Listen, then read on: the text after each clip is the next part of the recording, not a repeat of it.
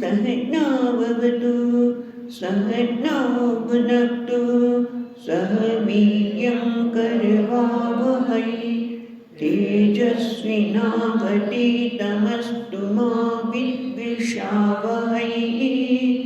ॐ शान्ति शान्ति शान्तिः।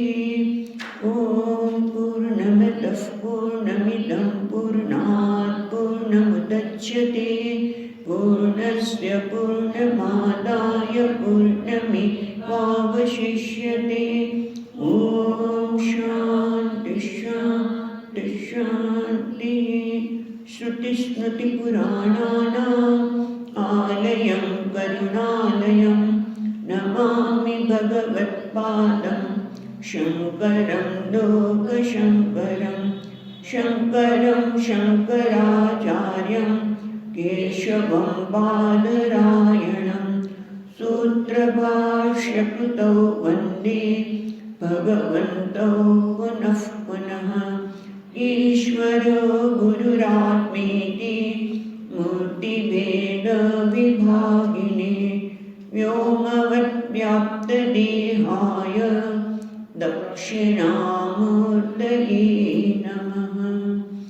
ॐ पार्थाय प्रतिबोधितां भगवता नारायणेन स्वयं व्यासेन ग्रथितां पुराणमुनिना मध्ये महाभारतम् अद्वैतामृतवर्षिणीं भगवतीम् अष्टादशाध्यायिनीम् अम्ब त्वामनुसन्दधामि भगवद्गीते भगवद्वेषिणीम्।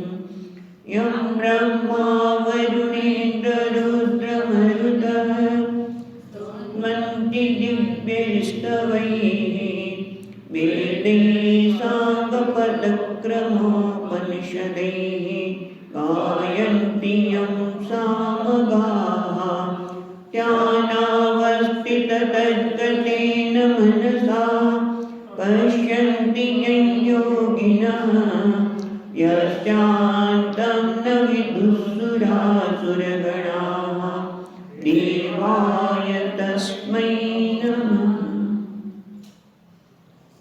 तो પાંચમા અધ્યાયના પહેલા શ્લોકથી આપણે પાઠ કરીશું। अर्जुन उवाच अर्जुन उवाच संन्यासं कर्मणा कृष्ण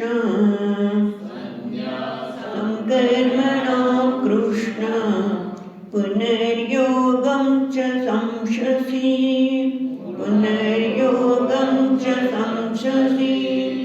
यच्छेय एतयोरेकं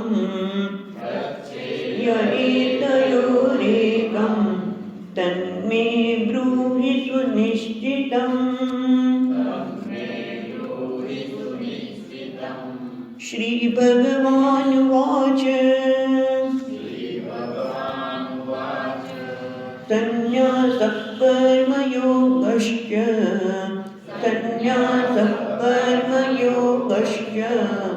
निःश्रेयसकरावुभौ तयोस्तु कर्मसन्न्यासात् कर्मयोगो विशिष्यते।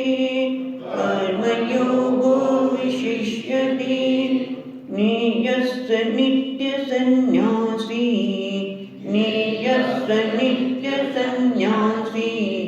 यो न द्वेष्टि न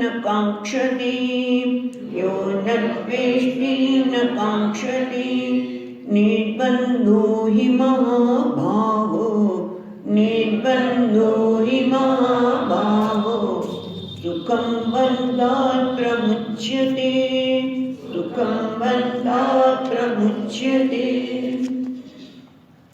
ગઈકાલે આપણે વિચારતા હતા એ પ્રમાણે અર્જુન પ્રશ્ન કરે છે, કારણ કે એણે બરાબર સાંભળ્યું છે, ફિલ્ટર લિસનિંગ નથી, પણ એ ભગવાને બરાબર સાંભળી શક્યો છે. અને આપણે કહીએ કે ઇન બિટવીન ધી લાઈન ભગવાને કર્મ સંન્યાસની વાત તો કરી જ નથી. સંન્યાસ કર્મણા કૃષ્ણ. અર્જુનનો પ્રશ્ન એ છે કે કર્મનો સંન્યાસ. તો ભગવાને તમે જો ચોથો અધ્યાય સુધીમાં ક્યાંય કર્મ સંન્યાસ એવો સ્પષ્ટ શબ્દ વાપર્યો નથી. તો એને કેવી રીતે સાંભળ્યું? એ કેવી રીતે લ્યાયો? તો એનો અર્થ એ થયો કે અર્જુન બરાબર સાંભળે છે અને ભગવાન જે કહેવા માગે છે એને સમજે છે. એને ઇંગ્લિશમાં કીધું ઇન બિટવીન લાઈન, એટલે કે આપણી ગુજરાતી ભાષામાં કહીએ તો આધું કહેતા બાધું સમજ. એટલે અડધું તને કહીએ તો સમજી જા. અને ઘણી વખત તો આપણી એવી સ્થિતિ હોય, સ્વામીજીની બહુ ગમે, તમે કે અડધું આમ કહે છે તમને ખબર પડી જવી જોઈએ કે એ શું કહેવા માગે છે. આ ઉત્તમ વસ્તુ છે ને, પણ મોટે ભાગે તો આપણે ઘણી વખત કહીએ શું પાંથી તેલ પૂરવું પડશે, સમજતી નથી. એનો અર્થ કે જે કહે છે એમાં એને ખ્યાલ આવી જવો જોઈએ. અને અર્જુન પણ એ સમજ્યું છે. ભગવાને કર્મયોગ એવો શબ્દ વાપર્યો, કર્મણામ સંન્યાસ એવો શબ્દ વાપર્યો નથી. પણ ક્યાં હોય તમને ખબર? જો એમણે એટલી બધી જગ્યાએ જ્ઞાનની પ્રશંસા કરી. શ્રેયાન દ્રવ્ય યજ્ઞાત જ્ઞાન યજ્ઞ પરંતક. એટલું જ નહીં, પણ ભગવાને પ્રશંસા પણ કરી છે કે ક્યાંથી શરૂ કર્યું તમને યાદ હોય તો બ્રહ્માર્પણ બ્રહ્મમીથી વાત કરી. ત્યારે ભગવાને કહ્યું કે યદૃચ્છાલાભ સંતુષ્ટો દ્વંદ્વાતીતો વિમત્સર નિરાશ્રિયત ચિત્તાત્મા ત્યક્ત સર્વ પરિગ્રહ. એ બધામાં જ્ઞાની કેવો હોય છે એની વાત કરી છે. પણ એ સાથે આ જ્ઞાન પ્રાપ્ત કરવા માટે કર્મનો ત્યાગ પણ આવશ્યક છે. ઇન બિટવીન જોવે છે કે જો મને આ જ્ઞાનની સ્થિતિ જોતી હોય તો ગઈકાલે પણ આપણે વાત કરી કે બે પ્રકારના સંન્યાસી છે. એક વિદ્વત સંન્યાસી અને વિવિધ દિશા સંન્યાસી. એટલે કે મને જો આ જ્ઞાનની સ્થિતિ પ્રાપ્ત કરવી હોય તો કર્મ સંન્યાસ પણ છે જ. અને એને કદાચ આ શાસ્ત્રનું જ્ઞાન જ્યારે એ વનમાં હશે ત્યારે પ્રાપ્ત પણ કરશે. સંન્યાસી બાદ સત્સંગ કરવા જતા હશે ત્યારે પણ એને પ્રાપ્ત કર્યો છે અર્જુને. એટલે એ જોવે છે, કારણ કે ભગવાને તો જ્ઞાનની પ્રશંસા કરી, જ્ઞાનની પ્રશંસા કરી. ત્યારે અહીંયા તો બધા કર્મનો ત્યાગ તો થાય તો જ આ જ્ઞાની બધા જ કર્મનો ત્યાગ કરીને બેઠી છે. એટલે કે કર્મનો ત્યાગ શ્રેષ્ઠ છે ભગવાન કે કર્મ શ્રેષ્ઠ છે. જો એ પ્રશ્ન શું કરે છે કે સંન્યાસમ કર્મણામ કૃષ્ણ. એક બાજુથી તમે આ જ્ઞાનની સ્તુતિ કરતા કર્મના સંન્યાસની પણ વાત કરી રહ્યા છો અંદરથી. અને છેલ્લા શ્લોકમાં આપણે જોયું અને આગળ પણ ભગવાને ઘણીવાર અર્જુન ત્રીજા અધ્યાયમાં પણ કહ્યું કે તું યોગનો આશ્રય લે, તું કર્મ કર. ઉત્તિષ્ઠ યોગમ આશ્રિત ઉત્તિષ્ઠ. ચોથા અધ્યાયના છેલ્લા શ્લોકમાં એ કીધું. તો એને થાય છે કે આવું કેમ કહે છે ભગવાન?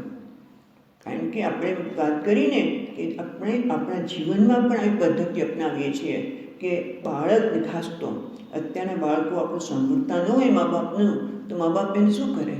વારંવાર એક તો ન સાંભળવાનું કારણ એ પણ છે કે આપણે આપણો બાળક એટલો બધો પ્રિય હોય છે તો વારંવાર વાંચ કરે. એ પણ ખોટું છે.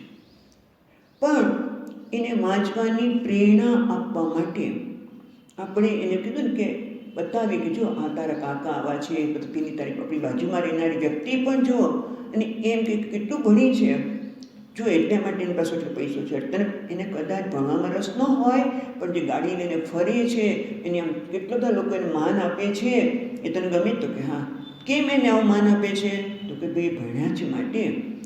ભણીશ તો તને મળશે. એના માટે બરોબર અત્યારે બધું છોડીને ધ્યાન રાખવું પડે. બોલો 21 વર્ષે એસપી ક્યાંથી બની શકાય? જો તેને કેટલું બધું માન છે, તારે એસપી બન્યું છે? તો હા. તો એણે શું કર્યું? જા એને પૂછ. તો ના, મારે બધું છોડીને મેં ભણવા ઉપર જ ધ્યાન કેન્દ્રિત કર્યું હતું. તેને પ્રેરણા મળે તો એ કરેલ ભગવાન પણ એવો જ કંઈક જવાબ આપે છે. એવું લાગે જાણે કે તમે એક બાજુથી પ્રશંસા એની કરો છો એટલે મારે એ કરવું, કે પછી તમે કર્મયોગની પણ પ્રશંસા કરો છો. મને કહ્યું તું કર્મ કર. એટલે આપણે જે પદ્ધતિ અપનાવી છે એવું જ કંઈક ભગવાન કરી રહ્યા છે. પણ ઘણી વખત તમને ખબર છે, પ્રશંસા કરવાથી પણ ઘણા લોકોને પ્રેરણા નથી મળતી. ઘણા બાળકો એવા હોય, બાળકો નહીં, ઘણા વ્યક્તિ એવી હોય, તમે કહો આ કર તો નહીં કર, તમે કહો છો ને એટલે નહીં જ કર. એવા વિચિત્ર વ્યક્તિની સાથે આપણે પનારો પાડવો પડતો હોય ઘણા લોકોને. આપણે પાડવો પડે એવું નથી, પણ એવું બનતું હોય છે. ત્યારે શું કરે છે લોકો? એ લોકો પણ સમજી જાય છે કે હું આ કહીશ માટે નહીં કરે, માટે એને એમ કે તું આ ન કરીશ, તું કરીશ. હું તું એમ કે તું આ ન કરીશ, એટલે ખ્યાલ આવ્યો? પ્રેરણા આપવા માટે કોઈનો દાખલો લઈએ અથવા તો કોઈની પાસે કામ કરાવવું હોય ત્યારે ખબર પડીએ કે આ વ્યક્તિ કરતી જ નથી, તો એને શું કહીશું કે તું આ કરીશ નહીં, હું કહું એટલે ન જ કરે. એટલે આપણે કહીશ ના તું આ ન કરીશ. આપણે એવું નથી કહેતા કે હું કહું છું નથી કરતો હું એને કહીશ જ નહીં, એ વસ્તુ જુદી છે. ઘણા લોકો તેવા આવ્યું કે હું કહું એની કરે જ નહીં, માટે હું એને નહીં કહું. એવું નહીં, એનાથી બીજું વિરુદ્ધનું કહીએ પેલી વ્યક્તિ કરે. એના માટે એક જોક્સ યાદ આવે, ઘણા વર્ષો પહેલાં સાંભળેલો. એક પતિ પત્ની પત્ની એવા હતા કે તમે એના પતિ કંઈ પણ કહે ને એટલે ઊંધું જ કરે, કંઈ પણ કહો એટલે ઊંધું જ કરે. હવે એક વખત એવું થયું, ચોમાસાના દિવસો હતા અને શાસ્ત્રો પેલાનું બાજુના ગામમાં જ હતું. હવે ક્યાંક એવો પ્રસંગ હતો કે બંનેને જવું પડ્યું હતું. અને ત્યારે તો ચાલીને જવું પડે, આજે લોકોને નદી પાર કરીને ભણવા જવું પડતું હોય છે. એટલે નદી પાર કરવાની હતી. હવે આને બરોબર યાદ રાખ્યું કે હું જે કંઈ કહું છું એ આ માનતી નથી, એટલે મારે વિરુદ્ધનું કહેવું પડશે. એટલે એની પત્ની બંને બરોબર નદી કિનારે પહોંચ્યા. બરોબર પાણી સારું એવું આવી ગયું હતું. એટલે આને ચિંતા હતી કે જો બરોબર આ ભેંસનું પૂછવું નહીં પડે. સાથે ભેંસ પણ લઈ ગયા હતા. ભેંસને વાંધો ન હોય પાણીમાંથી નીકળતા, એટલે ભેંસને પણ લઈ ગયા હતા. ભેંસનું પૂછ્યું બરોબર પકડશે તો વાંધો આવશે નહીં. એટલે એ વાલાને કહે કે એની પત્નીને કે જોજો હો, આ ભેંસનું પૂછું તો પકડીશ જ નહીં, તો કે ના હું પકડીશ. હવે એમાં બન્યું એવું કે બરોબર મધ્ય ગયા, પાણીનો પ્રવાહ એટલો બધો વધતો તો પેલા પતિને ચિંતા થઈ ગઈ, એને ભૂલી ગયો અને એને કહી દીધું કે કહી દીધું કે તું ટાઈટ પકડજો, બરોબર પકડી રાખજે, મિત્ર પાણીમાં જતી રહેશે. મૂકી દીધું એમને મૂકી દીધું. એટલે આવા પણ વ્યક્તિ હોય તો આપણે શું કરીએ કે એની પાસે કામ કરવા માટે વિરુદ્ધને કહીએ. પણ અહીંયા એવું નથી. અહીંયા તો ભગવાન બંનેની પ્રશંસા કરે, સંન્યાસની પણ, કર્મ સંન્યાસની પણ પ્રશંસા કરી રહ્યા છે અને યોગની. એટલા માટે અર્જુન કહે છે તમે એક કહો, યદ શ્રેય. આગળ પણ ભગવાનને અર્જુને કહ્યું છે યદ નિશ્ચિતમ શ્રેયસ્ય તન્મે બ્રૂહિ, બીજા અધ્યાયમાં.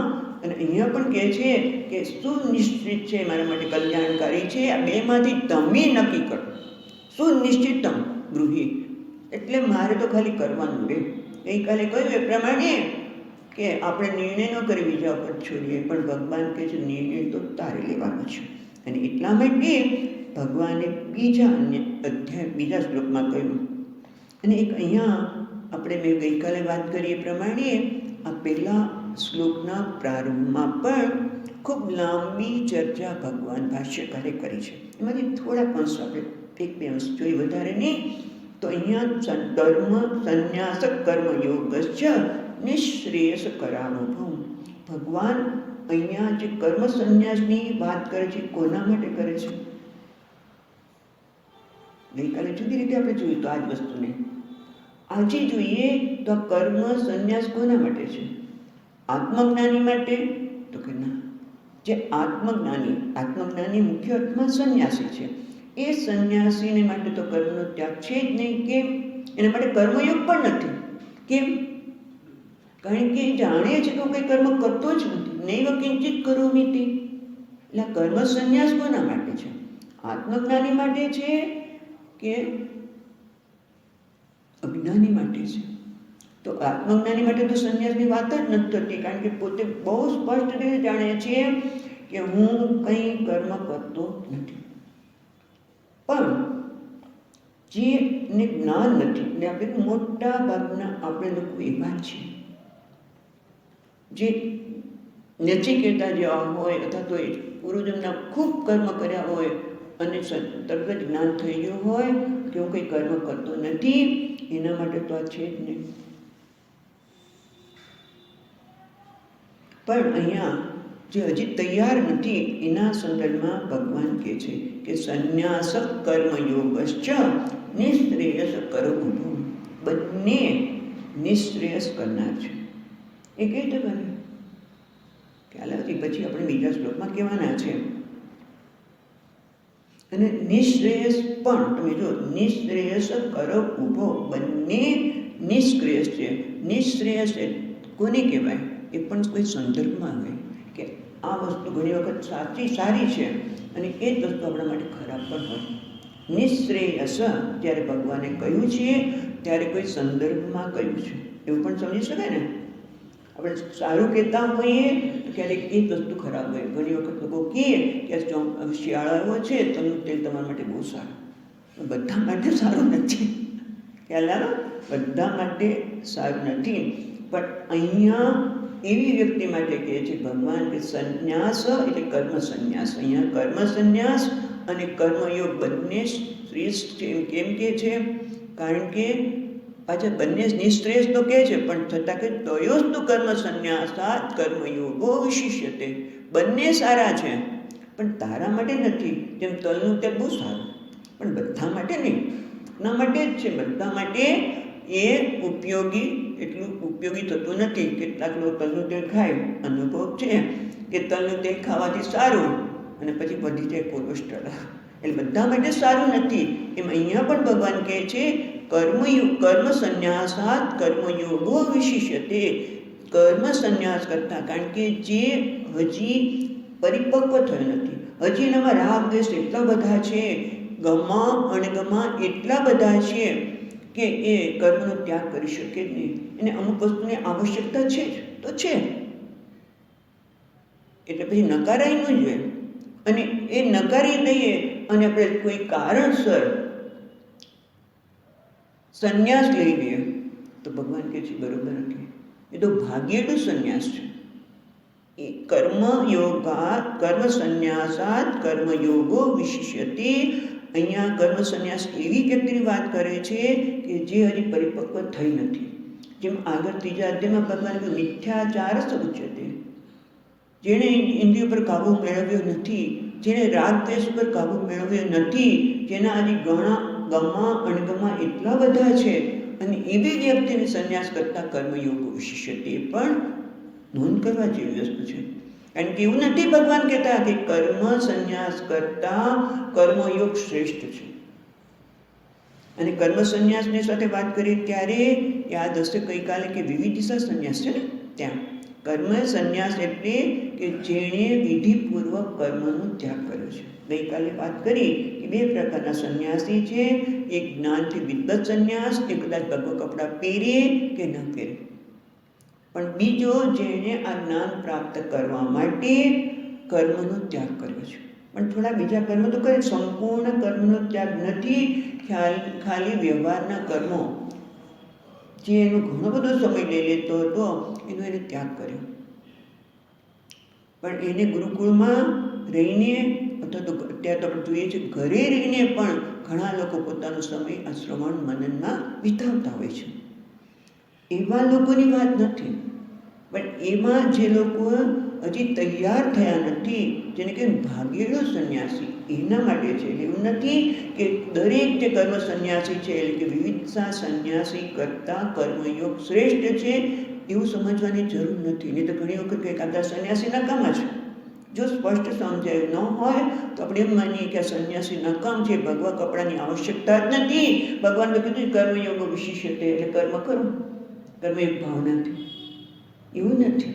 પણ અહીંયા ભગવાન જ્યારે કહે છે કે કર્મ સંન્યાસાત કર્મયોગો વિશિષ્યતે, એની પાછળ એક જ છે કે જે ભાગેલું છે, જેને હજી પોતાની મનની પરિપક્વતા પ્રાપ્ત કરી નથી, એની વાત કરી. એના કરતાં તો કર્મયોગ શ્રેષ્ઠ છે. કારણ કે જ્યારે દુનિયામાં રહીશું ને ત્યારે જ આપણે ખબર પડે કે કોઈ પણ પરિસ્થિતિ આપણા હાથમાં નથી.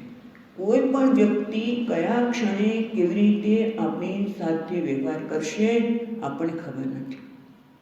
એટલે ગઈકાલે વાત કરી એ પ્રમાણે આમ પાણી શાંત હોય ને એટલે ચોખ્ખું દેખાય, નીચે કાદવ બેસી ગયો હોય ત્યારે પાણી એટલું બધું શાંત હોય કે આપણું મોઢું જોઈ શકીએ, પણ એકાદ પથ્થર નાખો એટલે કાદવ બહાર નીકળે. આ દુનિયા એવી છે. પથ્થર નાખીએ તમે એની સાથે નક્કી કરી શકો જ નહીં કે એ કેવો વ્યવહાર કરશે. એટલે આપણને ખબર પડે કે આપણે ક્યાં છે. એટલે કર્મ સંસારમાં એટલે કે વ્યવહારમાં રહીને જ્યારે આપણે કર્મ કરીએ છીએ ને ત્યારે એ આપણને બરોબર આમ તૈયાર કરે છે. જે ઓલું છરી હોય ને મુઠ્ઠી થઈ ગઈ હોય તો એના માટે શું કરવું પડે?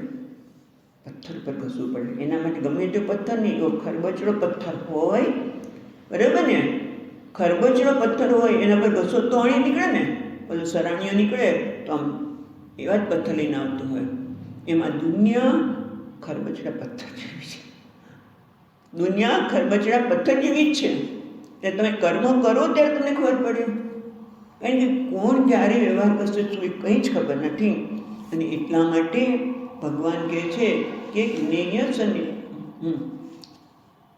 સંન્યાસ કર્મયોગશ્ચ નિશ્રેયસ કર ઉભવ. આ બંનેમાં નિશ્રેયસ કરનાર તો કર્મયોગ છે. કારણ કે કર્મયોગ ભાવનાથી કર્મ કરીશ તો તું તૈયાર થઈશ. ખ્યાલ આવ્યો? તો આપણે બરાબર તૈયાર થઈશું કે ભાઈ જે કંઈ કોઈ પણ વ્યક્તિ ગમે ત્યારે જે કંઈ કરશે ત્યારે કે પરિસ્થિતિ એ વખતે હું મારે જે કરવાનું છે મારે કરવાનું છે.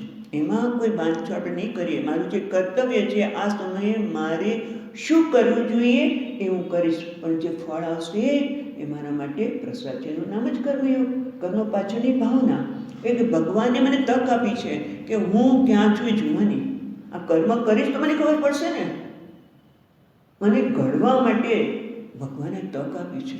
હું મારી આ સમયે અત્યારે જે કરવાનું છે એ હું કરીશ, અને જે ફળ આવશે એ મારા માટે પ્રસાદ છે. એટલા માટે ભગવાન અહીંયા કર્મયોગાત કર્મ સંન્યાસાત કર્મયોગો વિશિષ્યતે, એટલે કર્મ સંન્યાસની અંદર જે તૈયાર થયો નથી, પરિપક્વ છે, અજ્ઞાની છે.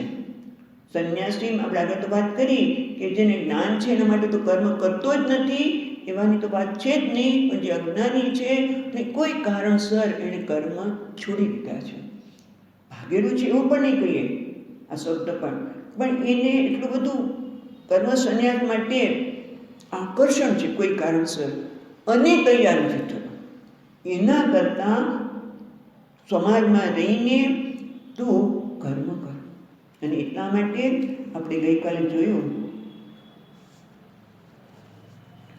કે પ્રશ્ન એ થાય છે કે પ્રત્યક્ષ કર્મયોગીનામ વિક્ષેપ સંન્યાસીનામ તો નાસ્તિ ઇતિ. તમે એમ કહો છો કે કર્મ સંન્યાસ કરતા કર્મયોગ શ્રેષ્ઠ છે, પણ જોઈ શકાય છે કે કર્મ કરીએ એટલે આ બધા કશું તે પનારો પડવો પડે, આપણું મન વિક્ષિપ્ત થઈ જાય છે. એ કરતાં કર્મ છોડી દઈએ તો મન શાંત રહે. તો તમે કેમ કહો છો કે કર્મયોગ શ્રેષ્ઠ છે? એટલે આપણે ત્રીજો શ્લોક જોતા હતા. જ્ઞેયસ્ય નિત્ય સંન્યાસી યો ન દ્વેષ્ટિ ન કાંક્ષતિ નિર્બંધો હિ મહાબાહો સુખમ બંધ્યા પ્રમુચ્યતે.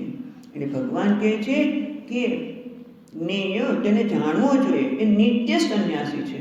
એટલે અહીંયા સંન્યાસની પણ ભગવાન વ્યાખ્યા કરે છે કે સંન્યાસી કોને કહેવો.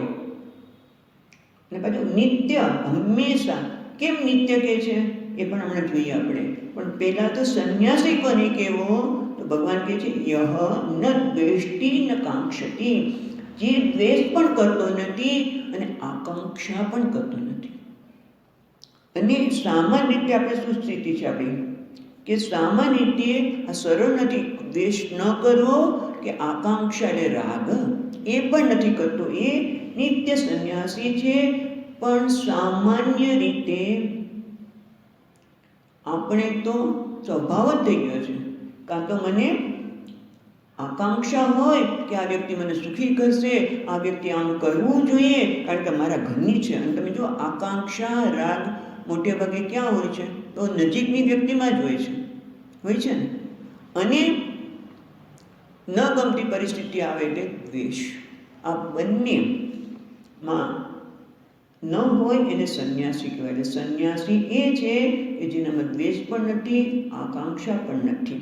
અને એના માટે અહીંયા સરસ શંકરાચાર્ય મહારાજે વાત કરી, ન દ્વેષ્ટિ ન કાંક્ષતિ, એટલે કે દુઃખ સુખે તત્સાધને ચ એવં વિદઃ યહ કર્મણિ વર્તમાનોપી નિત્ય સંન્યાસી ઇતિ જ્ઞાતવ્યઃ. કે જે દુઃખ સુખે તત્સાધને, દુઃખ અને સુખ એ તો આવવાના જ છે. જે વસ્તુ મને ગમતી નથી એ આવે એ મને દુઃખ લાગવાનું છે, અને ગમતી વસ્તુ ન આવે તોય દુઃખ થાય. સુખ માટે કેમ કે છે ભગવાન? સુખ એટલા માટે કે સુખ આવે ત્યારે ઘણા લોકો, તમે જો ગમતી વસ્તુ થાય ને એટલે આમ એકદમ હર્ષના ઉછાળામાં આવી જાય. તમે જો નાનકડી વસ્તુ થાય ને હર્ષના ઉછાળામાં આવે, ને નાની વસ્તુ ન એના ઈચ્છા પ્રમાણે થાય એટલે ફસડાઈ પડે. એવી વ્યક્તિ માટે કહે છે દુઃખ સુખે તત્ સાધને, અને એના માટેનું સાધન. જેમ કે મને કોઈ વસ્તુ કે વ્યક્તિથી દુઃખ થયું હોય તો શું થાય? એ સાધન અપનાવો નહીં. સાવ સામાન્ય વસ્તુ આપણા જીવનની, કે મને કોઈ વખત કંઈક ખાધું અને કંઈક થઈ ગયું શરીરમાં, પછી એનું સાધન, એ વસ્તુ પણ મને લેવાની ગમે નહીં, તરત જ ત્યાગ કરી દો. દુઃખ સુખે તત્ સાધને.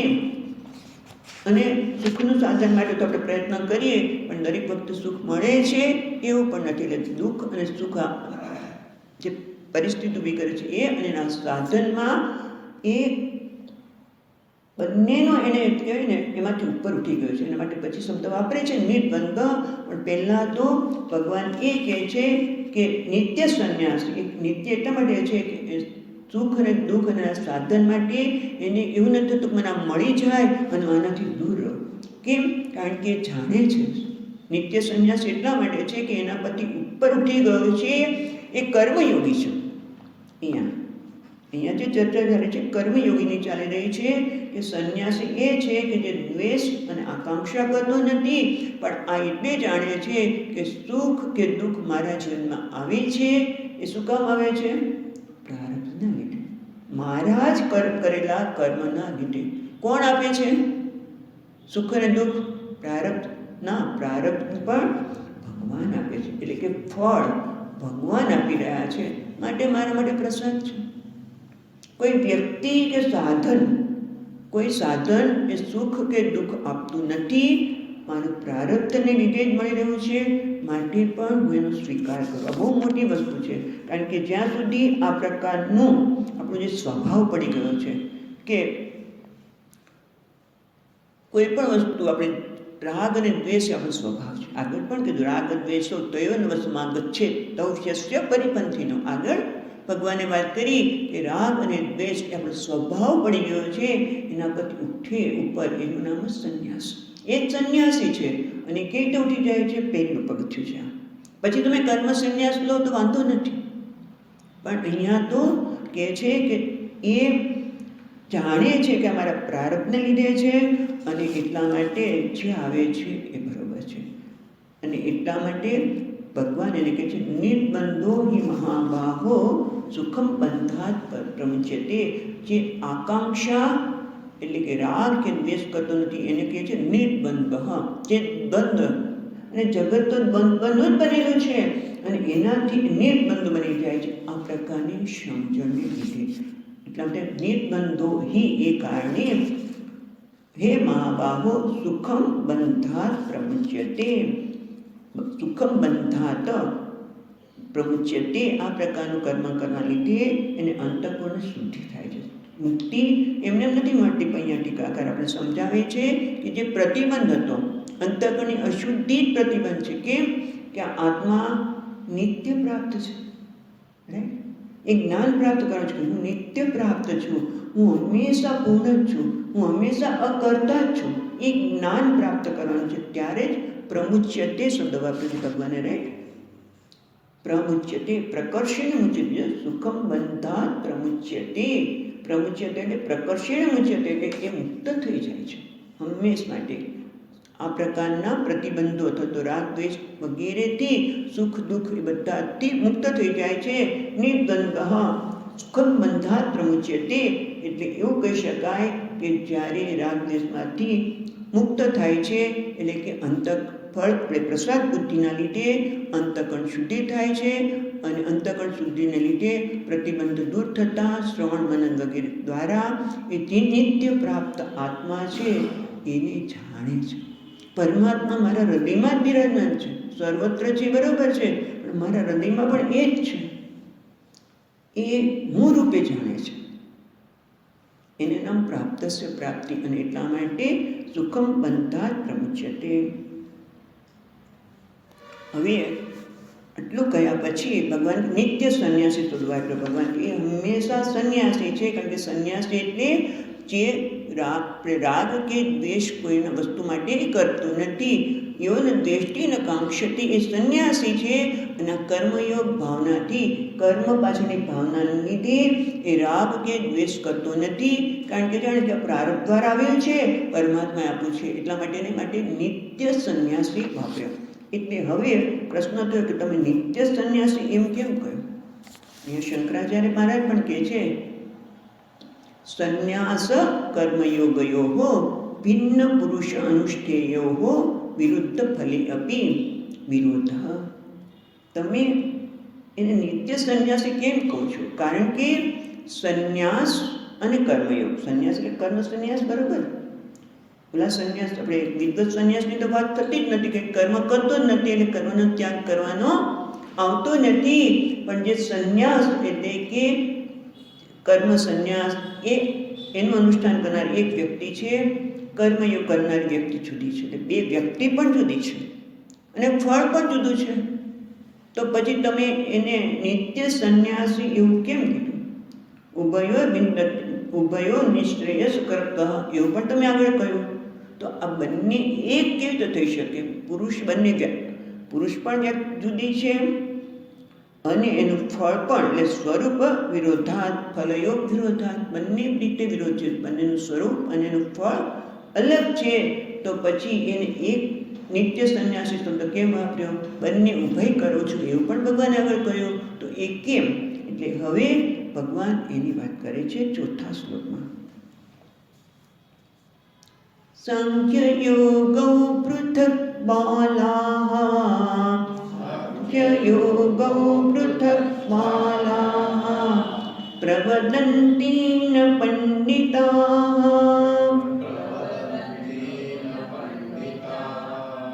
એકમપ્યાસ્થિતઃ સમ્યક, એકમપ્યાસ્થિતઃ સમ્યક, ઉભયોર્વિંદતે ફલમ, ઉભયોર્વિંદતે ફલમ. ભગવાન કહે છે સાંખ્ય યોગો પૃથક બાલાઃ, એટલે સાંખ્ય ચ યોગ ચ, બંને. સાંખ્ય એટલે આમ તો ખરેખર સાંખ્ય એટલે સમ્યક આત્મબુદ્ધિ, જેની આત્મામાં સમ્યક બુદ્ધિ થઈ છે એ. પણ અહીંયા આગળ શું એ કે સંન્યાસી, સાંખ્યને આગળ સંન્યાસી પણ વાત કરવી. સંન્યાસી અને યોગો એટલે કર્મયોગો. પૃથક બાલાઃ પ્રવદન્તિ ન પંડિતાઃ. ભગવાન કહે છે કે સંન્યાસ અને યોગ એટલે કર્મયોગ, અને અહીંયા સાંખ્યનો અર્થ સમ્યક જ્ઞાન, જે જ્ઞાન છે એ, અને યોગ એટલે કર્મયોગ, એ બંનેને જુદા માને છે. કોણ જુદા માને છે? બાલાઃ, જે બાળક છે. પ્રવદંતિ એ કહે છે, અને બાળક એટલે કોણ? બાળક કે જેને ખરેખર અહીંયા શબ્દ વાપરે છે શાસ્ત્રાર્થ વિવેક શૂન્યત્વ બાલકમ, જેને શાસ્ત્રનું તાત્પર્ય સમજાયું નથી તે. એ કીધું, પર એ તો કહેતો જ જાય કે ભાઈ બંને જુદા જ છે, તમે એક કેવી રીતે કહી શકો? જેમ એક બાળક હોય, એના પિતા એમ કે આ ધન તો બહુ જ ખતરનાક છે, ધન ખતરનાક છે, એટલે બધાને કીધું પડે, કહેતો પડે પેલો બાળક કે ધન ખતરનાક છે. પણ ધન ખતરનાક નથી, એને તમને વાપરતા ન આવડે તો તમારે અનર્થ સર્જનાર છે. પિતાનું તાત્પર્ય એમાં છે કે તું ધન ખતરનાક છે, એટલે ધનને બરોબર સાચવીને વાપર, સમજીને વાપર. પણ પિતાએ તો ખાલી એક સ્ટેટમેન્ટ કર્યું, બાળકે સ્વીકારી લીધું, અને બાળક બધાને કહેતો ફર, એના જેવી વાત થઈ. જેમ શંકરાચાર્ય મહારાજ પણ કહે છે, અર્થમ અનર્થમ ભાવય નિત્યમ. અર્થ અનર્થનું કારણ છે, પણ ક્યારે? સમજણપૂર્વક ન વાપર્યો ત્યારે. બાકી અર્થની, ધનની તો બધાને જરૂર છે, નથી જરૂર? બધાને જરૂર છે, પણ એની પાછળની સમજણ કેવી રીતે વાપરવું, ક્યાં વાપરવું વગેરે ન ખબર હોય ત્યારે અનર્થનું સર્જન કરનાર છે. એટલે કે તાત્પર્ય ન ખબર હોય અને ખાલી એક વાક્યને પકડી અને માણસ કહેતો હોય ને કે બાલા. એટલે અહીંયા પણ ભગવાન કહે છે કે સાંખ્ય યોગો પૃથક બાલાહ પ્રવદંતી. જે બાળક છે, જેને શાસ્ત્રનું તાત્પર્ય નથી ખબર, એમ કહે છે કે ભાઈ એને આપણે બંને અનુષ્ઠાન કરનાર વ્યક્તિ પણ જુદા છે, એનું ફળ, એનું સ્વરૂપ પણ જુદું છે. માટે બંને એક કેવી રીતે હોઈ શકે? કારણ કે એને તાત્પર્યની ખબર પડી નથી. માટે ન પંડિતા, પણ જે પંડિત છે એટલે કે જે જ્ઞાની છે, જે શાસ્ત્રના તાત્પર્યને જાણે છે, અને એને પંડિતનો બીજો અર્થ થાય કે જેને પંડા અસ્તિ અસ્તિ, જેને જ્ઞાન છે, શાસ્ત્રનું તાત્પર્ય પણ જાણે છે અને શાસ્ત્રનું એ જ્ઞાનનું પણ પોતે જાણે છે. એ નથી કહેતો કે ફલમ અવિરુદ્ધમ ઈચ્છંતી. જ્ઞાની એમ કહે છે, જ્ઞાની કે ન ફલમ વિરુદ્ધમ ઈચ્છંતી, એટલે કે આ બંને જુદા નથી. કેમ? કારણ કે બીજી રીતિમાં ભગવાન કહે છે, કથમ, આ કેમ છે? એકમ અપી આસ્થિતઃ સમ્યક ઉભયોર વિંદતે ફલમ. એકમ આસ્થિતઃ, એટલે આ એકનું સારી રીતે અનુષ્ઠાન કરવામાં આવે તો. અને કયું અનુષ્ઠાન કરવામાં આવે? કર્મયોગ. કર્મયોગનું જો તમે સારામાં સાથે અનુષ્ઠાન કરો તો ઉભયોર વિંદતે ફલમ, તો બંનેનું ફળ એક જ છે. હજી સમજણ જ પડતી પ્રભુ. કર્મયોગનું અનુષ્ઠાન કરો તો સંન્યાસ અને કર્મયોગ બંને એક જ છે. કેમ? કારણ કે સમ્યક ઉભયોર વિંદતે ફલમ, બંનેનું ફળ એક એટલા માટે છે. પહેલો કર્મયોગ સારી રીતે અનુષ્ઠાન કરે છે. હમણાં જ આપણે વાત કરી એ પ્રમાણે, કારણ કે કર્મ કરવું એટલે આપણે શરીરને ધાર કરવા જેવું છે. તમે જ્યારે કર્મ કરો ત્યારે તમને કઈ ક્ષણે કેવી વ્યક્તિ સાથે કે પરિસ્થિતિ સાથે પનારો કરવો પડશે એ ખબર નથી.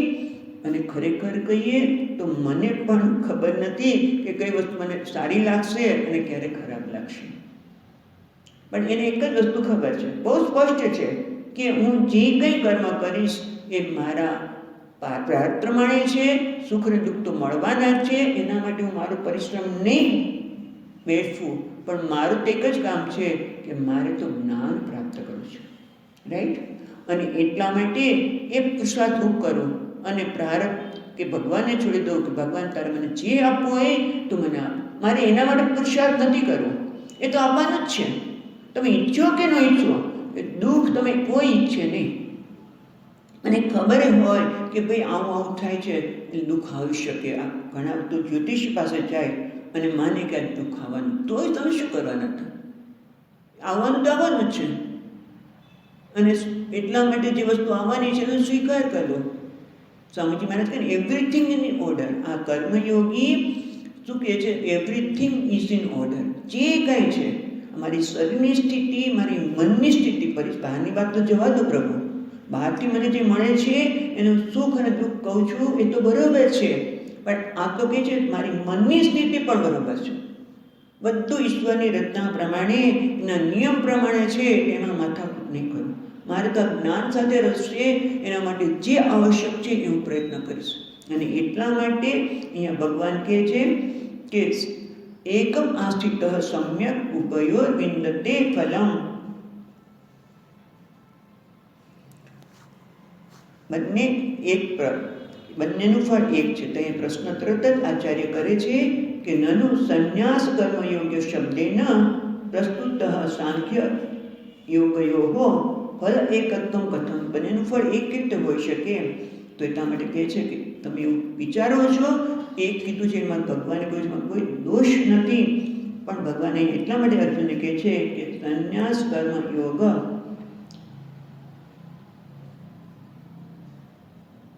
કારણ કે એ સરસ મને ભાષ્ય વાંચી લીધો તો અર્જુન નૈષ દોષ અદ્યપિ અર્જુનેન સંન્યાસમ કર્મયોગશ્ચ કેવલમ અભિપ્રેત્ય પ્રશ્ન. અર્જુનનો પ્રશ્ન એ હતો કે સંન્યાસ અને કર્મયોગમાં શું શ્રેષ્ઠ છે, તમે નિર્ણય કરીને મને કહો. બરાબર, એ પ્રશ્ન હતો. એટલા માટે ભગવાન તું તદ અપરિત્યાગીને, ભગવાને અર્જુનને જે પ્રશ્ન કર્યો છે એ પ્રશ્નના શબ્દનો ત્યાગ કર્યા વગર પોતાનો અભિપ્રાય જણાવતા કહે છે કે સાંખ્ય અને યોગ એ બંને જુદા નથી. બાળકો જેને જુદા છે એવું કહે છે. એકનું અનુષ્ઠાન કરે છે કે કર્મયોગનું અનુષ્ઠાન જો સમજણપૂર્વક કરશે તો અંતઃકરણ શુદ્ધિ થશે. અંતઃકરણ શુદ્ધિ થશે તો શું મળશે? જ્ઞાન મળશે. જ્ઞાન માટે એને જિજ્ઞાસા થશે અને જ્ઞાન એને સરળતાથી થશે. અને ઓલો સાંખ્ય છે એને પણ જ્ઞાન છે. શું છે? કે હું પ્રાપ્ત જ છું, હું અકર્તા જ છું, હું પૂર્ણ છું. અને ઓલો કર્મયોગ દ્વારા પણ છેવટે જ્ઞાન આ જ પ્રાપ્ત કરવાનું છે. એટલે બંનેનું ફળ શું છે? એકમ. કીધું ને, એકમ અપી આસ્થિત સમ્યક ઉભયો વિંદતે ફલમ. બંનેમાંથી એકનું પણ સારી રીતે અનુષ્ઠાન કરવામાં આવે. એટલે એનો અર્થ એ થયો કે કર્મયોગમાં પણ જેણે કર્મ સંન્યાસ લીધો છે એ પણ સારી રીતે અનુષ્ઠાન કરે.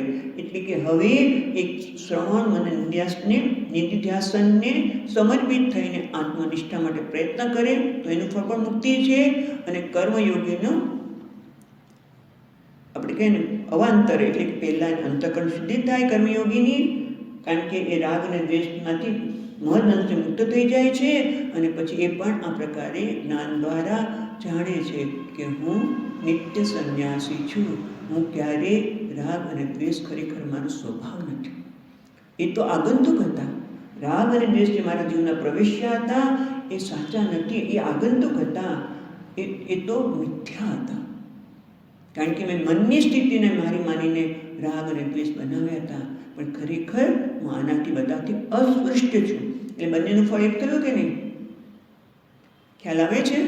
જે ભગવાન કહે છે કે ચોથા શ્લોકમાં કે સાંખ્ય અને યોગ એ જુદા નથી. ખાલી બાળકો જ કહે છે, પંડિત કહેતા નથી. કારણ કે એકમ અપી આસ્થિત, એટલે એક એટલે બંનેમાંથી કર્મ સંન્યાસ કે કર્મયોગ સારી રીતે બંનેનું અનુષ્ઠાન જે કરે છે તો બંનેનું ફળ એક છે, જ્ઞાન. કઈ? કર્મણી અકર્મયોગ પશ્ચેત. ચોથા અધ્યાયમાં જે વાત કરી કે કર્મણી અકર્મયોગ પશ્ચેત સબુદ્ધિમાં સકૃષ્ણકૃત, એ બંનેનું ફળ એ જ છે કે એ જ બુદ્ધિમાન છે, એ જ યોગી છે, એ જ કૃતકૃત્ય છે. એટલે ફળ એક જ છે કે કૃતકૃત્ય બનવું.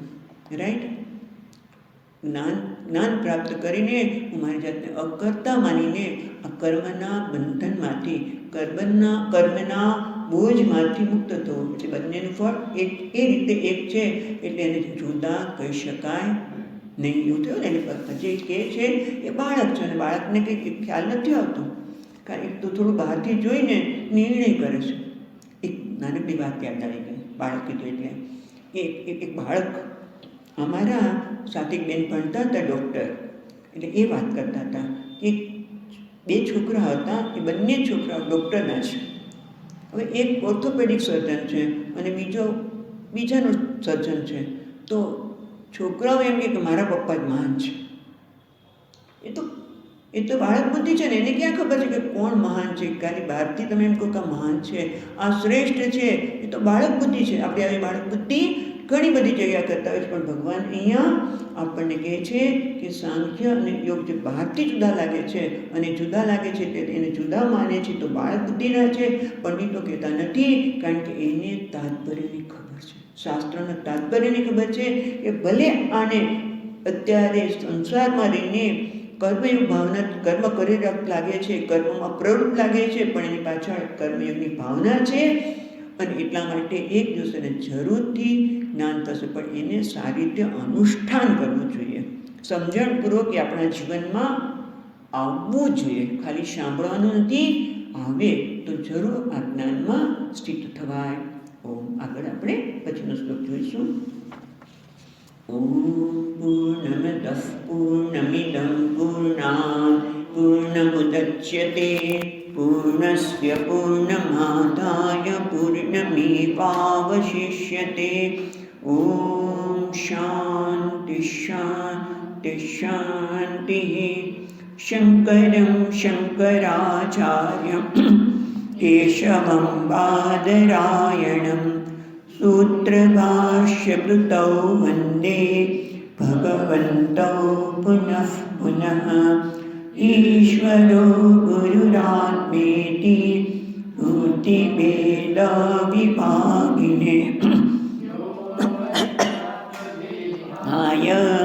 दक्षिणामूर्तये नमः। ॐ शान्ति शान्ति शान्तिः। हरिः ॐ श्रीगुरुभ्यो नमः। हरिः ॐ।